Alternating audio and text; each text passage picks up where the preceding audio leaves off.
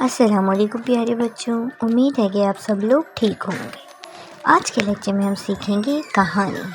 ایک دفعہ کا ذکر ہے کہ ایک پٹھان ٹوپیاں بیچ رہا تھا۔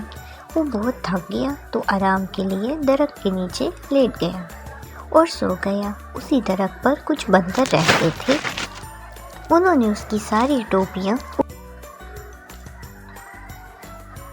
جب وہ اٹھا تو اپنی ٹوپیاں غائب دیکھ کر پریشان ہو گیا۔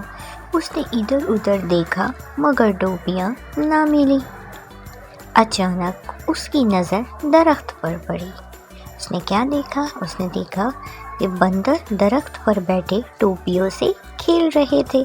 پٹھان کو ایک ترکیب سوچی۔ اس نے اپنی ٹوپی کو بندر کی طرف پھینکا، بندر نے بھی اس کی طرف ٹوپی پھینکی۔